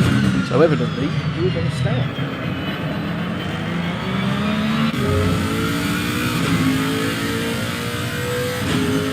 And let's have a listen to that rather furious sounding Lexus. She's so angry. I don't know why she's so angry at the time.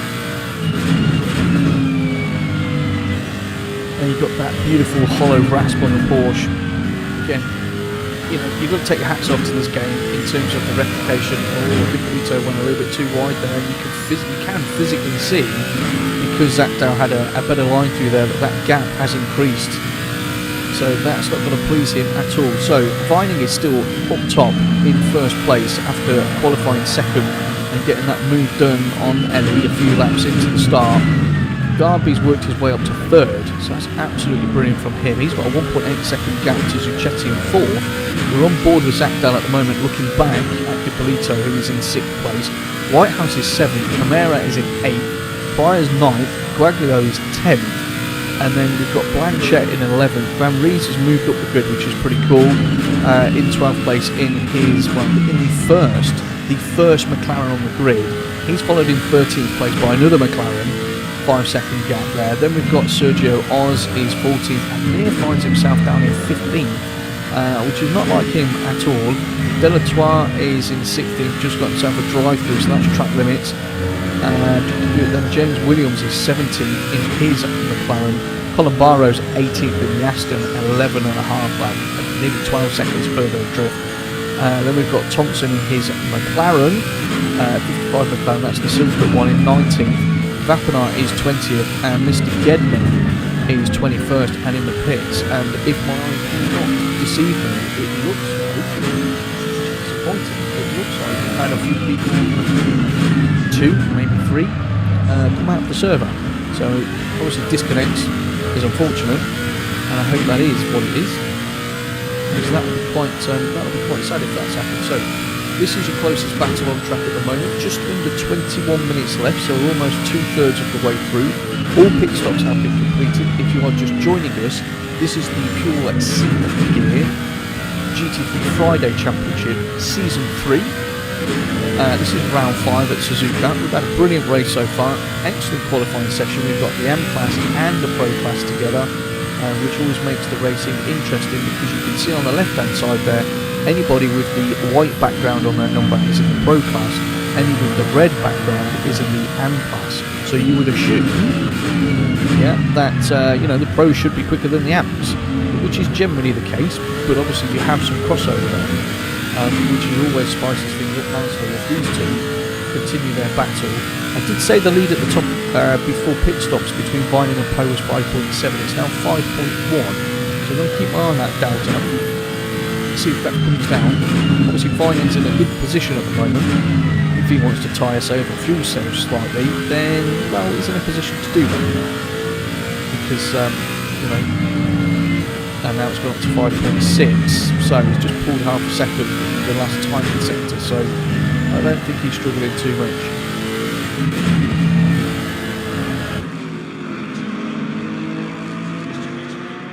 Great racing by these two.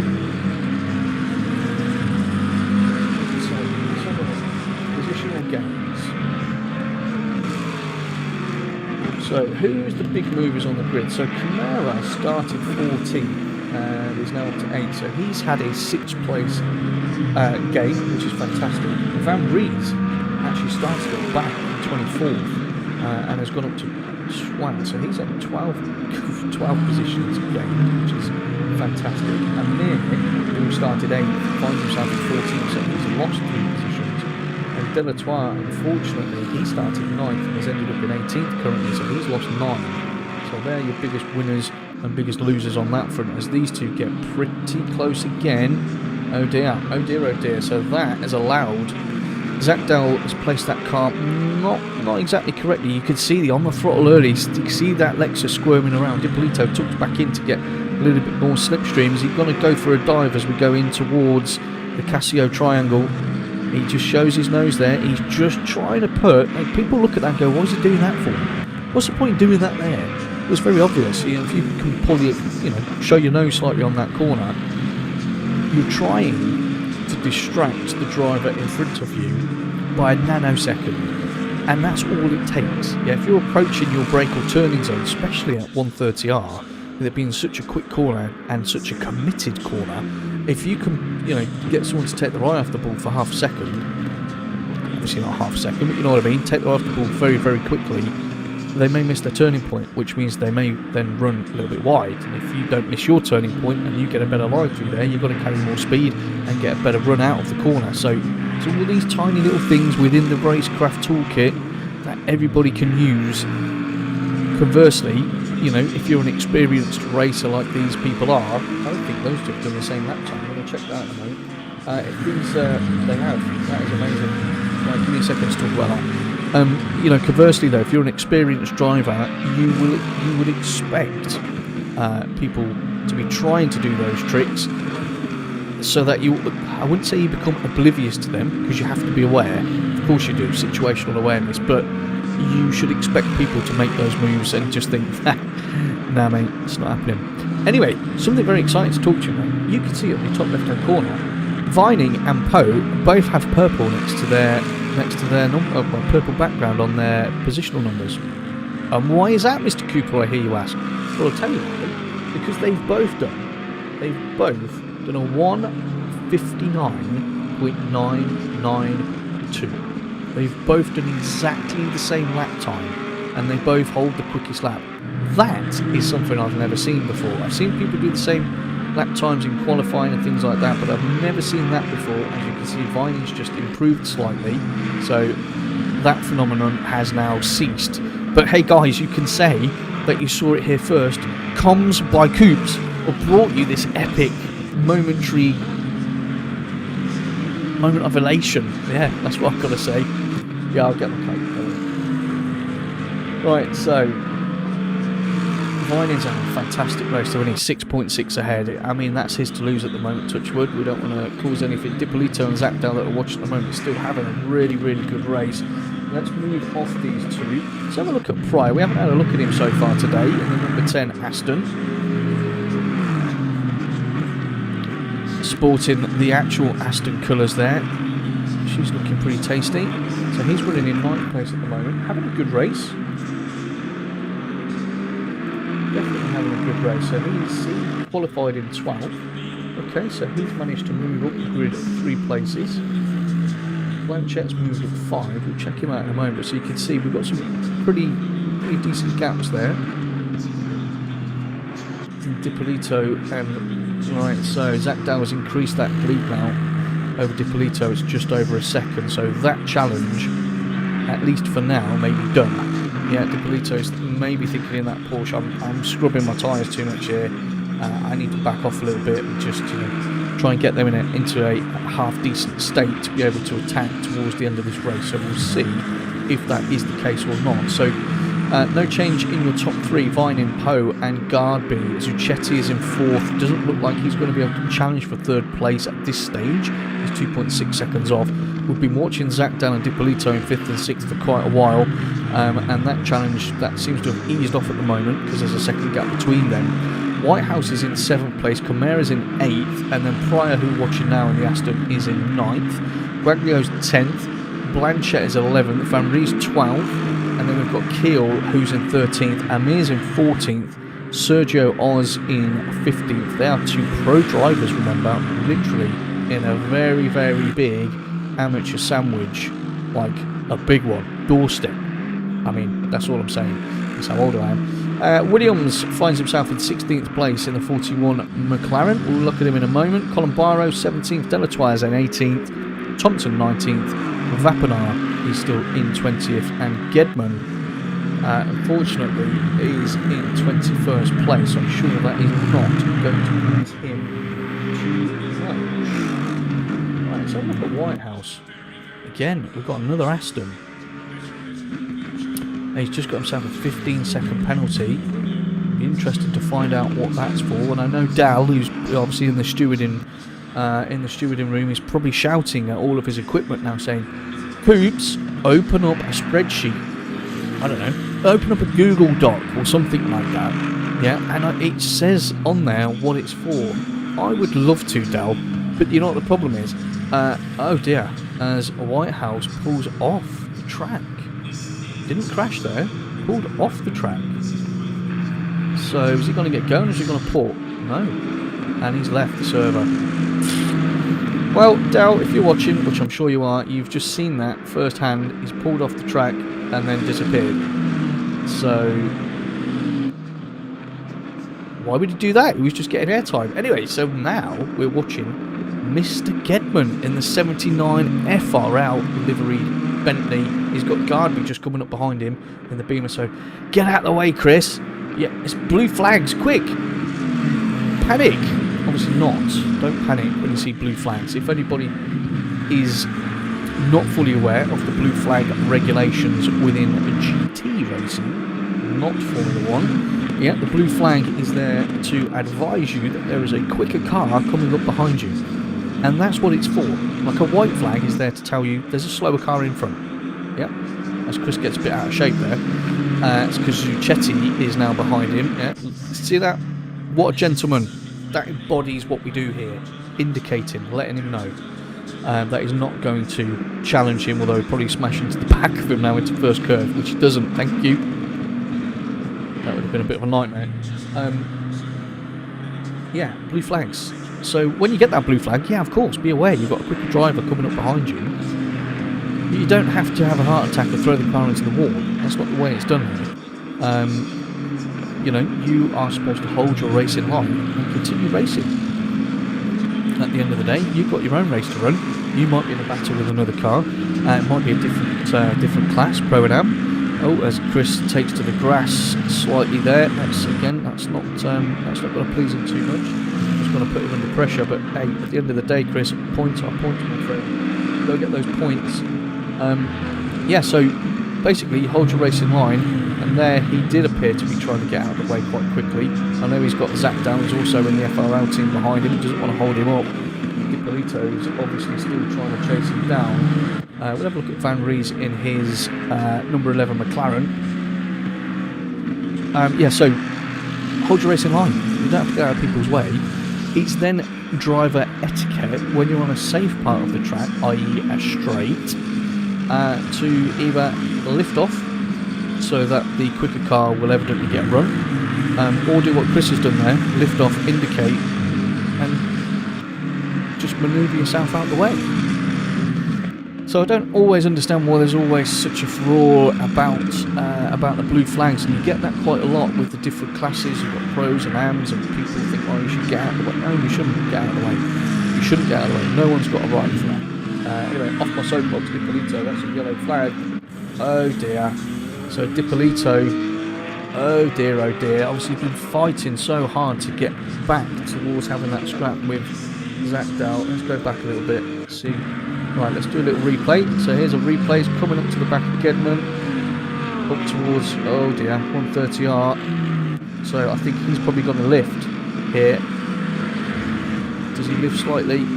Yes, he does. You can see he's definitely just for, again, a nanosecond, probably just lifted slightly.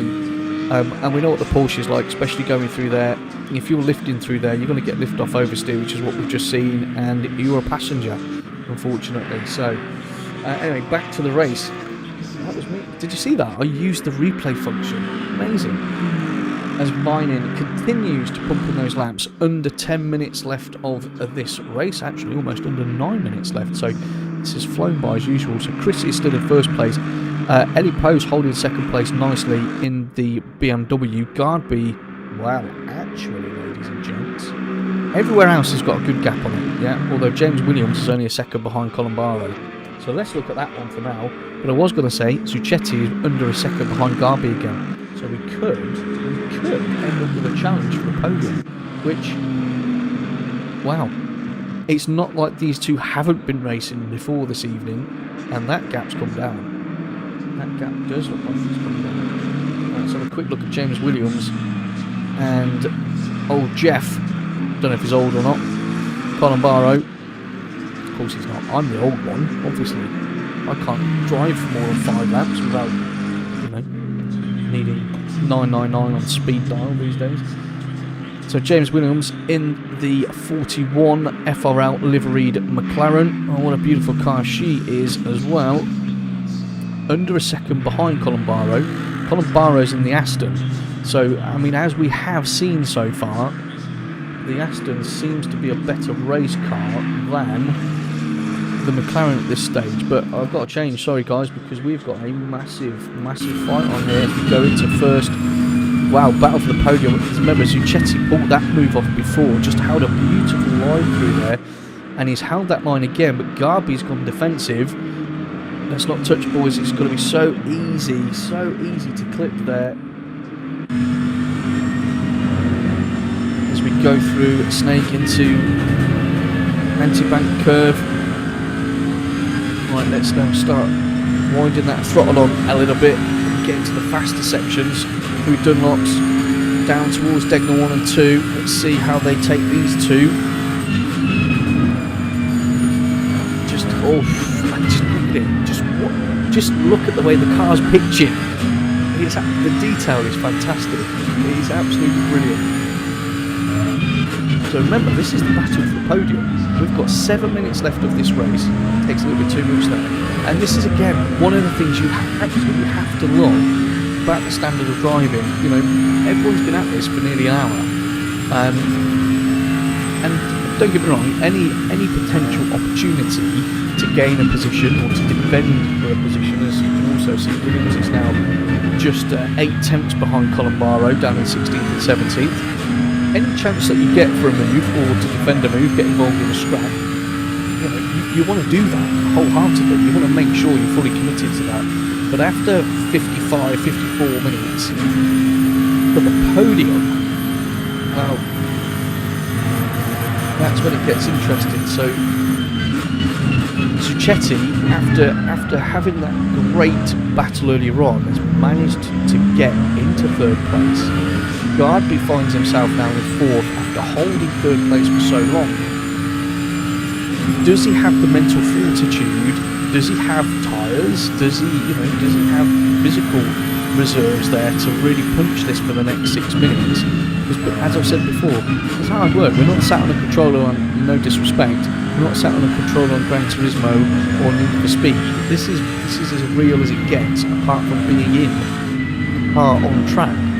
So these guys are working ridiculously hard on their Friday evenings. 6.5 tenths. If that squeezes out to nearly a second on this lap, I would say that's challenge over. And the Suchetti makes a mistake. So great effort by him. So it's now 8.5 tenths. As I say, if that can push up towards a second, then I think, unless Suchetti makes a mistake. Now, I'm not saying he will make a mistake. But again, he must have spent an awful lot on this race so far in terms of mental and physical. So does he have those last few laps of concentration in him? I was going to say, let's see James Williams, let's see if he can get on board and have a fight with Colin Barrow, but that, if you remember, was 8 tenths, is now 2.5 tenths, which suggests to me, 2.5 seconds, which suggests to me that James was getting close enough to think about a challenge, and then there's probably been a slight error there, and he's lost quite a chunk of time. Not saying he's error prone, but I'm just reading what the doubt is saying, because you can see that's come back down again now. So I'd say James has probably got the the quicker car at this stage, but it's probably made a tiny little error, which has given him some grief there. Unfortunate. So as we're watching this battle for the podium, that was very wide by Garby through 130R. 4 minutes left to go. So what's that? 2 laps. So probably might get. I'll get another 2 laps in. So obviously Vining is quite a bit of the road, maybe 3.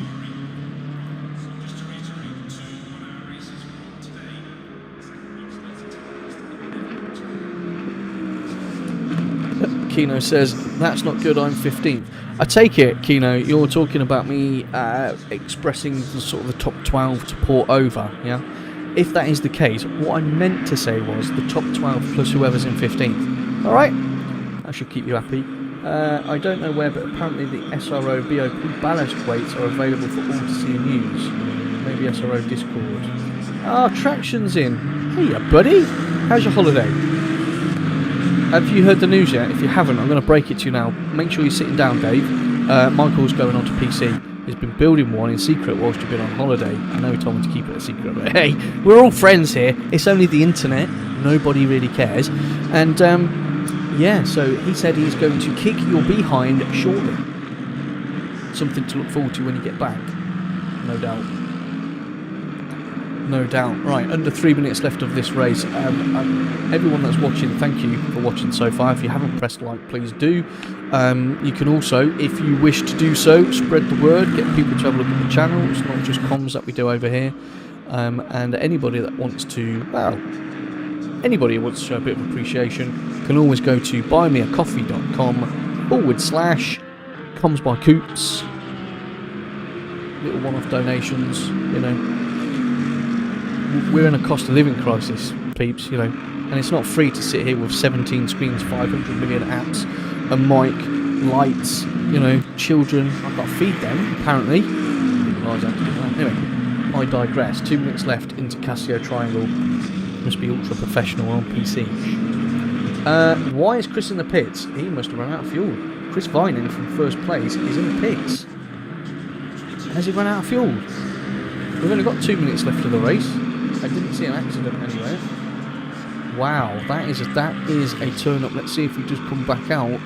Wowza. Okay, we didn't see that. Chris has spent this entire race building up a very healthy lead. Remember, he's leading this championship and certainly has dominated this race. Ellie's not been too far behind him. A great challenge at the beginning of the race and then obviously just been holding a steady pace there. But anyway, Ellie finds herself in the box seat. So that is fantastic news for Ellie. I'm sure that the old slow Kitty Cat 2 team, remember, I'm not going to say what it really says, will be very chuffed with that. Chris is still in the pits. Zucchetti has taken second place. Garby finds himself back on the podium. So all that hard work could potentially be rewarded now. Zakdal moves up to fourth place, and obviously he is leading the AM class as usual. Dipolito is going to move up in a moment. Let's just pop on board and see. Ah, Chris, he must have run out. He must have run out of fuel. There's nothing else for it, unless something has happened in his abode that is needed to sort of come out of the race for. But that is a shame. That is a shame. The Blue Zebra looks like she has retired. 0 points there. Well, probably not 0 points, but he's not going to score what he should. Anyway, 30 seconds left of the race. Let's see whereabouts Ellie is. Let's get on board. Let's enjoy some driving. So Ellie's coming up to Casio Triangle. Ellie, are you going to be clever? Are you going to be clever? 18 seconds left. If you slow down, you are slowed down a little bit. You've got loads of time. Slow down. You don't need another lap. No, it's going to be another lap. No. Oh, Ellie. Okay, the leader is on the final lap. Give it all you can. You should have just backed out a little bit. You could have finished the race there and then for a win. What happens if you get a tyre blowout now or something like that? Anyway, so Ellie's on the final lap. So let's enjoy that final lap. Chris is still in the pit. So Zucchetti is in second place. He's got a 1.3 second lead over Garby in third. So I can't see a challenge happening there. I'm sure those two will both be happy to be on the podium. Zakdal's in fourth place. Great drive from him again. Camara's on yellow flags and looks like he's going a bit slowly there. So Maximilian Camara from SDHM Racing in the 71 Aston Probably didn't want that at the end of the race either. So Dipolito is in 5th place. We're on board with Camara now, who's in 6th. Pryor's in 7th. Guaglio's currently in 8th. Blanchet's running 9th, and Van Ries rounds out the top 10. Keel's 11th. Amir is 12th. Ozzy's 13th. Ozzy's 13th. Delatoire's 14th. Colin Barrow's 15th. Williams 16th. Chris Vining is in 17th place. Thompson 18th. Vapinar 19th. And Gedman is in 20th place as we watch Ellie coming round towards, I do believe, Spoon Curve for the last time. So not too far to go now, Ellie. Just hold it together. Let's hope you don't run out of fuel either. Obviously I'm going to have to send a message out to Chris and find out if it was fuel related, and I can update everybody on that next week unless he comes into the live chat and lets me know. Well done, Ellie, great coverage. Thank you, Mr. Kino. I appreciate that, my friend. As Ellie comes into the Casio Triangle for the last time. Slam dunk, Ellie, well done. Let's give her a clap. Congratulations, fantastic race. Excellent qualifying, yeah, that's it. Well, it's a bit further down though. Go on, don't. Down more, down. There we go. Ellie, well done. Fantastic result. Ellie takes 1st place. That was a great race from Ellie. Really held it together. Really, really solid pace there. Zucchetti, again, a really good eventful race from Zucchetti. Finishes 2nd. Gardby on the podium in 3rd. And those two had a great race together. Zakdal, fantastic from him this evening again. Overall 4th, wins the AM class. Dipolito is in 5th. Obviously would have been right in the mix there if it wasn't for that slight issue going into 130R that we saw. Kamara's 6th, 2nd in class in the AMS. Guaglio 7th, 3rd in class in the AMS. And then we've got Pryor in 8th, Blanchet 9th, Van Ries finished 10th. Kills 11th, Amir in the Pro Class 12th, Oz in the Pro Class 13th, Delatoire 14th, Colin Barrow 15th, James Williams, our own James Williams 16th, Chris Vining finished 17th, was leading that race more than comfortably until 2 minutes to go. I think he ran out of fuel. Thompson in the Silk Cut, beautifully liveried McLaren finished in 17th, Vapinar 18th, and Gedman finished in 19th place. And there you have it, ladies and gentlemen. What a fantastic race. As always, epic. I love this. So thanks for watching, everybody that's been in the live chat. Really appreciate that. Of course, you all know that it makes my evening much more entertaining. See, Will, what's up? Oh, I hope Jacob is okay. He's just missed an awesome race. Chris Williams, who's a little bit quick on iRacing, but is a bit too wussy to come over onto ACC. What a great race. Thank you to everyone for watching. Everyone that has dropped a comment and a like, I appreciate it. If you haven't, you know what to do. That'll be it for round 5 of this Pure Sim Gear GT3 Friday. Guys, I'll see you all next week for round 6. That's going to be epic.